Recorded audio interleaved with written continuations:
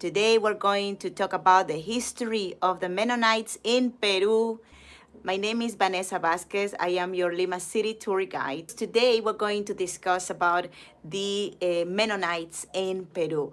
Who are the Mennonites and why it is relevant to talk about them in my country? Well, until not so long ago, I didn't know anything about the Mennonites. I had no idea about this community.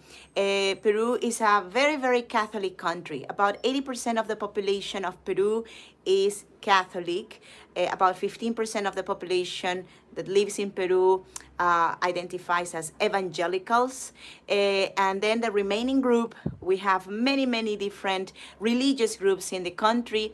We're a country that respects different religions, any religion, but of course there is a big, big presence of Catholic religion in any sphere of my country, like in the education, in the politics, in anything, in the culture of people also.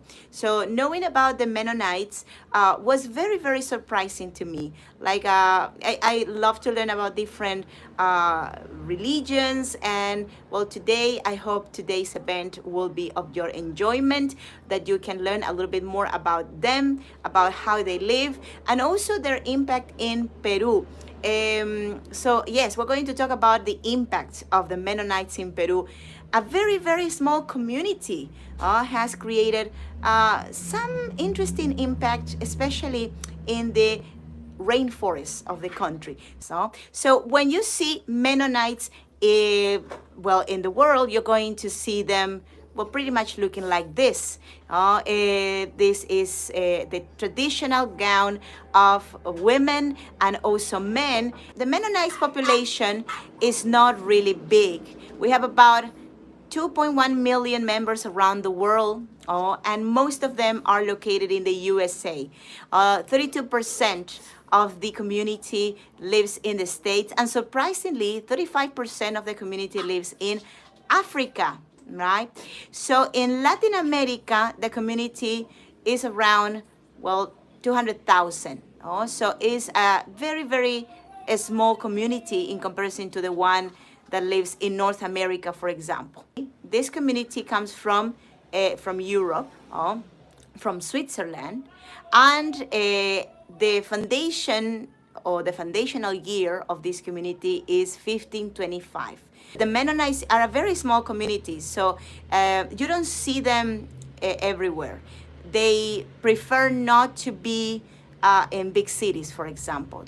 They try to keep separated from any technological contaminations, from any, trends, anything that can pollute their spirit, anything that separates them from the faith. They are extremely devoted people. And something that I found very interesting about them is the fact that they call themselves Anabaptists. So what is Anabaptist? Ana means again, and baptizo, Baptist, is of course related with baptize, so rebaptized. Nemo Simons was a Dutch Anabaptist. And something curious that I learned is that this man was a Catholic priest. So he was raised Catholic, and seems that at some point in his life, he felt there was sort of like contradictions between the Catholic faith and the words in the Bible. So, for example, in his opinion, baptize had to be done with a conscience on what you were doing. You had to be of certain age, let's say 18 years old. Now for the Anabaptists, for example, for the people who belong to this movement, they believe that it's important to be baptized when you are adult, right? They also emphasize in non-violence, they are a very peaceful community, right? And they are completely separated from let's say any let's say military careers or the government, any places of power that can contaminate them. They are completely away from that. The only authorities they recognize are the authorities that they choose within the community, and they are religious authorities. So many of them were tortured, many were killed, and there was a persecution of this community in Europe, right? So during the 16th century, Anabaptists, which also we are including Mennonites, but probably you've heard about the Amish. So Amish is another community. There are, so far I know, other communities. In this occasion, I am just sharing a bit of information about the Mennonites. I am not Mennonite, I am not Amish, but with absolute respect, I'm trying to share what I've been able to recopilate about them. No, so the Anabaptists is a big group really of religions. No? So they were persecuted, they were punished, they were imprisoned, they were exiled also. They were tortured, and of course they were executed. So, this is pretty much the times of the Inquisition. So I was saying that they are not just Mennonites. The Anabaptists are not just called name Mennonites. The other very famous group that exists is the Amish community.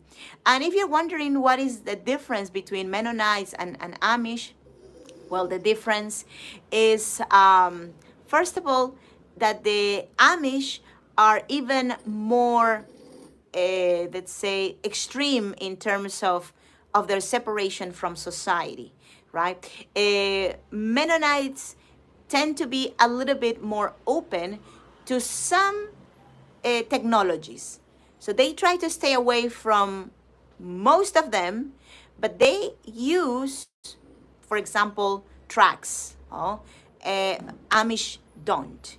Amish don't have any intention on including any mechanism that they don't activate with their own hands, with their own, work, right? So here I have listed, I think, 3 of the most important differences. There might be also more differences, maybe in the terms of the religious structure, the church structure, but I think this one are more easy to get for all of us. Technology and lifestyle, no, this is number one thing. As I was saying, Mennonites are able to, without, let's say, being judged by the community, use mechanisms that are modern, especially for machineries, for the agriculture, etc. And versus the Amish, that they don't use any of these. But some communities of Mennonites can even expose members for the use of cell phones. Okay, so it's not that the Mennonites are open to something so basic for us like cell phones. So cell phones for them is not good, unless you belong to a Mennonite community that is much more open, which is even in some cases very unusual to see. But another thing interesting is that I've learned in the terms of lifestyle, they are not open to marriages out of their communities. And that's in both cases, okay? Mennonites and Amish. So they marry within the community. Dress code is very, very similar for someone that doesn't know the little differences. But Amish tend to be more traditional attires, women especially, that are in dark colors, very, very dark colors, versus the Mennonites. They tend to be more like floral, like prints and lilacs and greens. So it's a little bit more wide, the options for the dress code. And integration with society, well, I said before, they prefer to stay away from mixing like socially, and even interracial marriages in both cases are not allowed in the most, let's say, traditional communities. Okay, so now I would like to explain a bit of how they were able to expand around the world. Mm. Uh, the origin of the Mennonites is in Europe, right? Well, Central Europe region, Holland, Germany. That is the zone where these Anabaptists emerge. They were trying to live life in the most simple, humble way, a peaceful type of life. They were not fighters. They were, let's say, a very easy blank also for the ones who were persecuting them. Then later, they moved to Poland, to Russia, even to Ukraine also, in a period of, let's say, 200 years, more or less, a little bit more than that. Uh, and we know that from Ukraine, they travel to the Americas. No? They went to Canada. No? In Canada is where in the 1870s they established the first community. And later they moved to New Mexico. They moved to the United States also in the beginnings of the 20th century. Then later, they moved to South America, right? So the oldest communities that we have in South America are the ones of Paraguay and also Bolivia. So these are the zones where also the community is larger in South America. Bolivia has a much important presence, and probably because Bolivia was seen as a most remote land for them. Of course, back in the 1950s, Bolivia was much more remote in terms of technology, development, the same Paraguay. They are both in the heart of South America. But now things are very different, no? Bolivia is a very, very modern country. And most of the lands that they occupied were completely modernized, something they were not really liking much.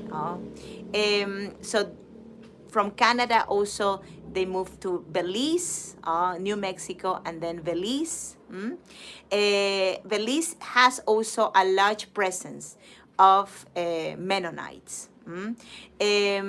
But, well, later, after, let's say, the 1990s, there was a process of migration to other locations. They were looking for places that were even more and more isolated.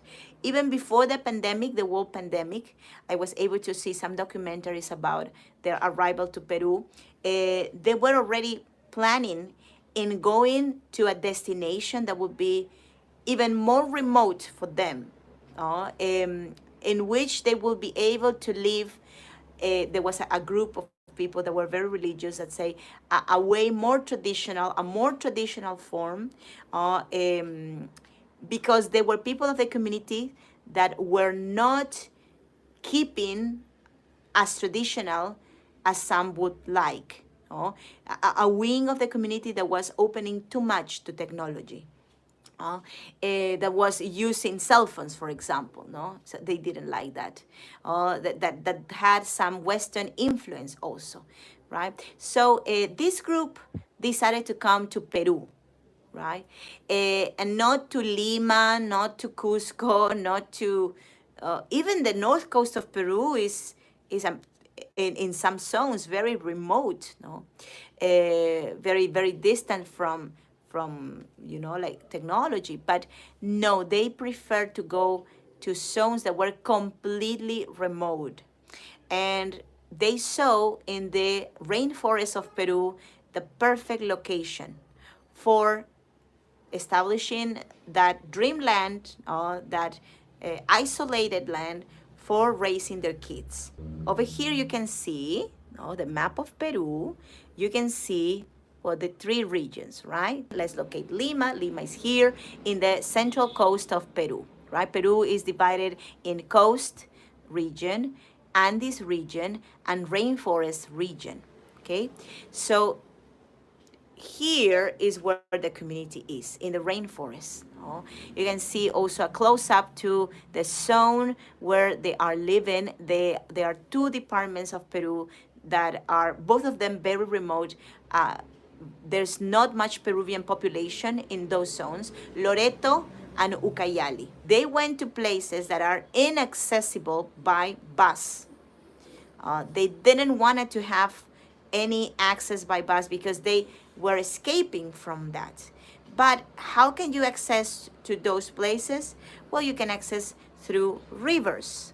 This is Ucayali River that connects also to the Amazon River, as you can see. And let me also show you a bit of their travesty by pictures. Well, they were traveling not just like 2 days basically from Belize to Iquitos, because they had to take a flight from Belize to Lima and then to Iquitos. They also needed to travel 16 hours by boat along the river. They speak a very old form of German. Also, they are able to speak English, they're able to speak Spanish, but in their private lives, they just speak that language. And this is where they finally went. This is the way how the jungle looks like. This is the rainforest of Peru. The rainforest is a evergreen location of primary forests. Okay, so they are forests that are like natural, that have not been touched, and that's the zone where they move. They move very close to that primitive forest. We have also secondary forests, which are forests that have been sort of like reforested, but that's not the same, of course. And the jungle takes long time to let's say regenerate. Okay, so after 16 hours of traveling by boat, they were able to to go to a little port where they were not really even living there. So they had to take this type of transportation that is like a motorcycle, tricycle, to go to the community that was 2 hours away from that location in this type of circumstances. So this is the type of, let's say, environment they were looking for. And that's how, back in 2017, the community where they established looked like. This is also a little more like modern picture of how the community looks like, the type of constructions they have developed in the rainforest of Peru. You can see the ladies over there, they are Mennonites. Remember about the dress code, the dresses, the simplicity, the modesty, of course. The modesty is very important for them in the attires, right? But also we notice that they use, for example, plastic containers, some level of comfort. We're going to the scandal that the Mennonites have produced in Peru after really few years of being here.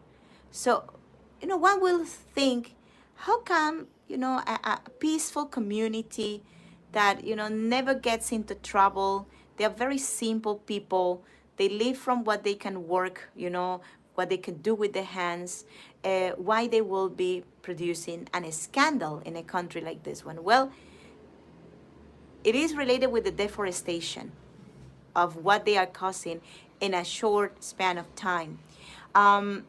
So the big difference that we were discussing between the Amish and the Mennonites is the Mennonites, they are more open to machineries, using machineries to work, okay? They don't need to do it all with their hands or with oxes, right? Like in the old ways in the 16th century.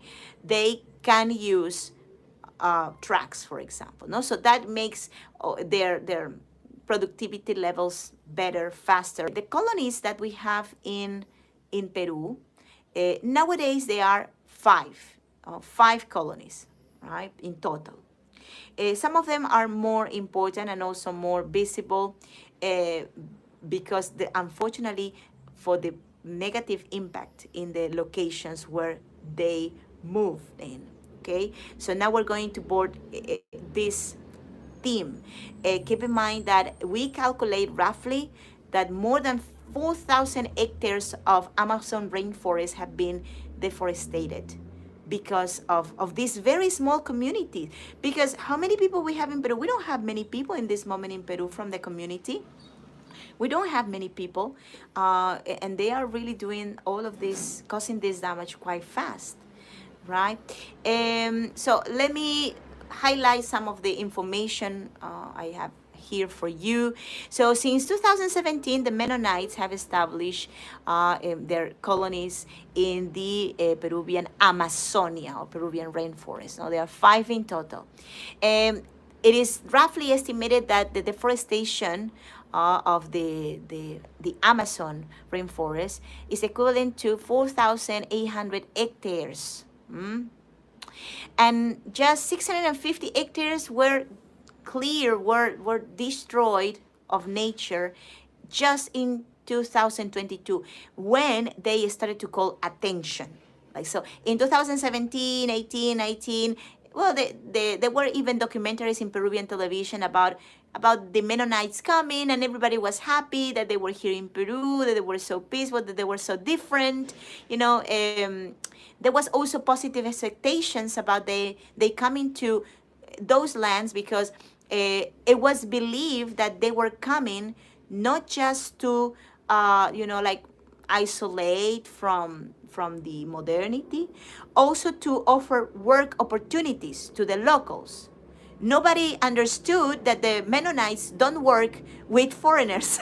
They are not open to that type of cooperation. Of course, they came here to offer the goods they could do, but not to employ Peruvians. So that was like a big cultural shock people had, right? So what are the communities we have in total? We will have Father Marquis Colony, we have Badnerland, Osterich, Belize, and Masisea. The zones where they've been received in all of the 5 cases, the people of those communities are not happy with them. Of course, I cannot say 100%. There are people who defend them, but the authorities are not happy anymore with their presence, okay? So I will show you some pictures now of the deforestation. These are pictures taken by satellite of the zones where their crops are. So you can take a decision in this moment of the impact from the pictures and also tell me what you think. But in my opinion, and knowing that this is primary forest, this is not secondary forest, there is an imminent case here of deforestation, right? You can see also that, well, the way how they work is they always need more because they said also when they were defending themselves in media, in some cases when reporters visited them to understand how they were living, they said that we are just here trying to work. We are not doing any harm to anyone. And they have very big families, and their families grow very, very fast. Of course, it's understandable. They don't allow any contraception, nothing like that. So an average family is of, let's say, 8 members, no? So 6 kids is the normal in a family. And they marry very young. And the tradition in that community is that when you marry, immediately you have to have your own home and you have to also work the land yourself. So You don't depend on your parents. You don't work on the land of the parents, like together communally. No, that's Incan tradition, like communal work. But I mean, they are community, but each one has their own plot of land, each family. So we are in front of an imminent deforestation case. Like in the next 50 years, it will be all gone because they just keep growing, right? So, for example, during 2021, the deforestation of this colony, this is Macicea, became so big, that now it's equivalent to 47 hectares. This is huge in the jungle, no, in the rainforest. So this is, for example, the border between Loreto and Ucayali in the Peruvian Amazon. And there you see also the deforestation, no? So the yellow color sections are between 2020 and 2021, and the red patches are 2022 only. So they are not really updated 2023 pictures for now, but we will probably see them soon because there is a formal case against the community.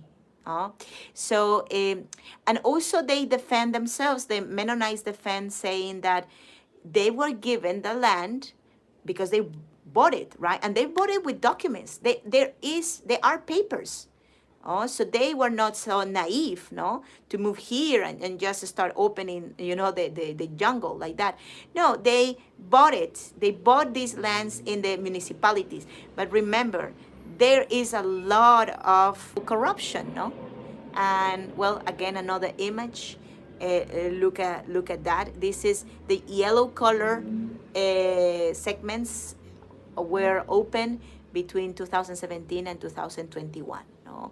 So in just 1 year, 2022, we have really a big increment of the plots. Okay, again, here the same time span, time frames, right?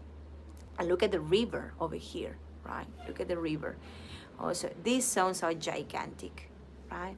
So, well, these are just some images to give you an idea of how terrible the damage caused and irreversible the damage caused in the Peruvian rainforest is.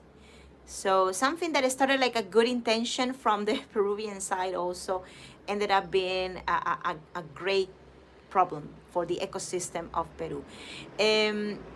Oh, by the way, we are also fighting a lot of illegal cutting of wood there.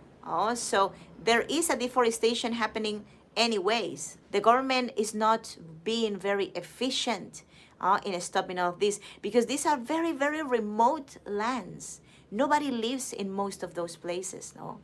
So Peruvian prosecutor's office requests the payment of a fine from the Mennonites to Peru of 3 million soles. Because they say the Mennonites took primary forest. Okay, the Mennonites say, no, we didn't took primary forest. This forest was a secondary forest because we were given by woodcutters, by companies who were extracting wood from there. Okay, well, the mayor of Tierra Blanca, which is one of the communities also, is very close friend to the Mennonite. He said that the Mennonites are a very, very positive influence for the local economy, right? And I was very surprised. No? I like, of course, to hear the other opinion.